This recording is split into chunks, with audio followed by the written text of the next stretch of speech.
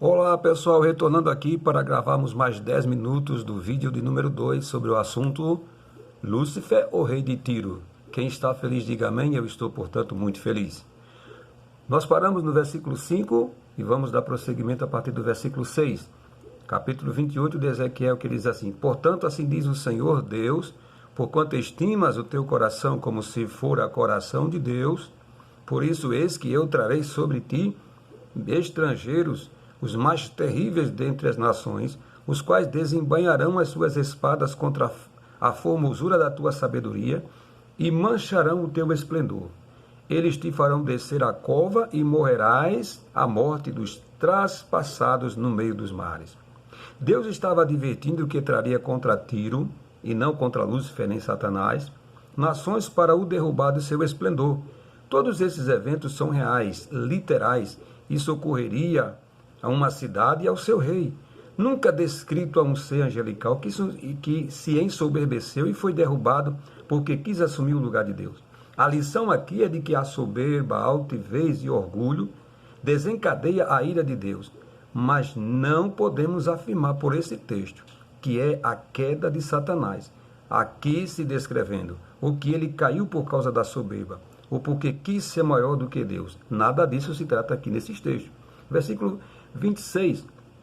Porque assim diz o Senhor Deus, eis que eu desde o norte trarei contra Tiro, capítulo 26, versículo 7.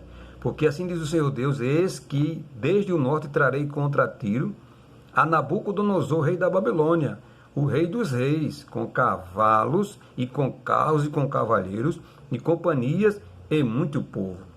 Vamos voltar ao versículo 9 do capítulo 28. Acaso dirás, ainda diante daquele que te matar, eu sou Deus? Mas tu és homem, e não Deus, na mão do que te traspassa. Mais uma vez aqui, observe bem essas frases. Daquele que te matar. Como assim te matar? Se a revelação designasse a Satanás, o ser angelical, o espírito, como poderia ele morrer? Espírito não morre.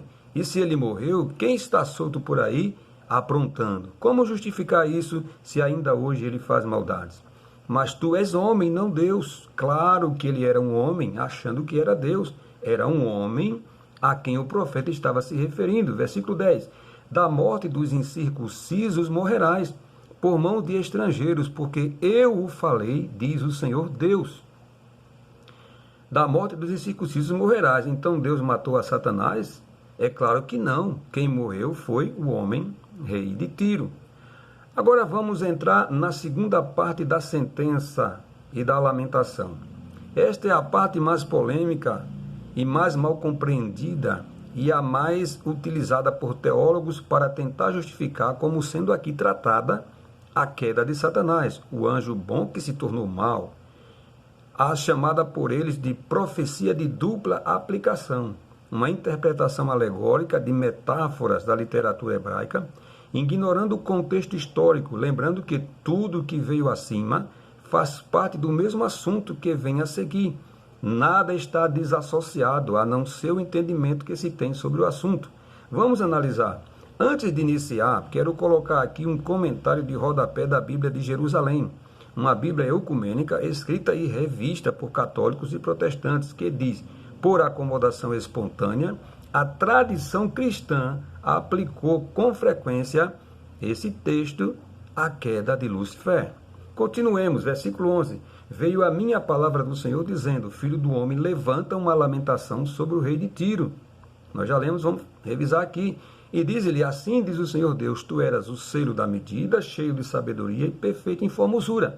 Estivestes no Éden, jardim de Deus, de toda a pedra preciosa era a tua cobertura, sardônica, topázio, diamante, turquesa, ônix, jaspe, safira, carbúnculo, esmeralda e ouro.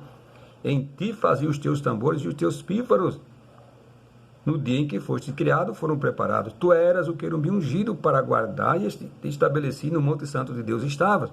No meio das pedras afogueadas andavas, perfeitos eras nos teus caminhos, desde o dia que foste criado, até que se achou iniquidade em ti. Ele começa trazendo a consciência de que ele, o rei de Tiro, era um exemplo de perfeição. Antes da soberba lhe subia ao coração, claro. Não podemos tirar essas palavras do seu contexto, nem desviar o foco para o transcendental, para outra dimensão. O personagem aqui ainda é o mesmo, que está mudando aqui a linguagem, figuras e metáforas. Está sendo utilizado como recursos literários para continuar se referindo a respeito do rei de Tiro, claro. Algumas pessoas estranham pelo menos 3 afirmações encontradas no texto, as quais são: estivestes no Éden, jardim de Deus, tu eras querubim ungido, no monte de Deus estava. Por isso eles chegam a concluir que agora não é mais sobre o rei humano de Tiro que se está falando. Chegam a afirmar que quem estava no Éden foi Satanás e que ele foi ungido para ser querubim e se ensoberbeceu e caiu. Para tanto, não temos amparo na Bíblia para essas afirmações, pois ela, no Antigo Testamento, em lugar algum se refere à queda de Satanás, nem à tradição judaica, que é responsável por conservar os originais da Bíblia. Vamos ver essas afirmações, se elas se sustentam para ser usada como base para a tal doutrina da queda de Lúcifer. Primeira delas, estivestes no Éden. Está se referindo mesmo a Satanás? Éden aqui é o mesmo que jardim físico lá do Gênesis? Veremos que essa expressão Éden, jardim de Deus, é encontrada outras vezes no livro de Ezequiel, por exemplo, no capítulo 31, conforme se vê abaixo.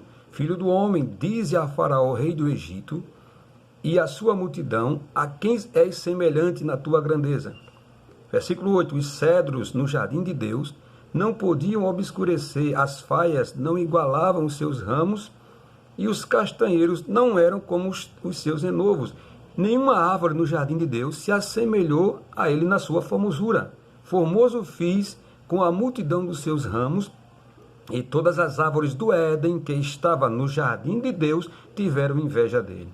Formoso fiz como a multidão dos seus ramos, e todas as árvores do Éden que estava no jardim de Deus tiveram inveja dele. Veja que aqui as palavras cedros e árvores significam reinos, e jardim de Deus, o local onde esses reinos se encontravam. Ezequiel não usava a palavra Éden, jardim de Deus, como referência ao jardim físico de Gênesis, claro que não. Se aqui ele não faz isso, também não o faz no capítulo 28. Portanto, o Faraó, rei do Egito, também estava no Éden, jardim de Deus, e Faraó não era Lúcifer, o anjo caído. Se eu afirmar que o rei de Tiro esteve no jardim do Éden, lugar físico, teria que usar o mesmo princípio aqui com Faraó e vice-versa. Portanto, a expressão Éden aqui é usada como um jardim de nações. Deve ser entendido no seu sentido da sua tradução literal como delícia ou prazer, como referência à prosperidade daquelas nações. Ao som da sua queda fiz tremer as nações quando fiz descer ao inferno, como os que descem à cova, todas as árvores do Éden, a flor e o melhor do Líbano, todas as árvores que bebem águas, se consolavam nas partes mais baixas da terra. O significado de Éden, portanto, em Ezequiel, não pode ser o mesmo que em Gênesis. Éden, em Gênesis, é uma expressão literal, mas aqui a palavra é usada no sentido figurado. O jardim do Éden são todas as nações prósperas, que constituíam figuradamente um jardim de árvores que seriam derrubados pela ira de Deus. E o reino de Tiro estava no contexto. Era, portanto, uma dessas árvores, nações no jardim de Deus, sob o controle do Todo-Poderoso. A segunda expressão querubim, nós vamos deixar para o próximo vídeo. Muito obrigado, até já!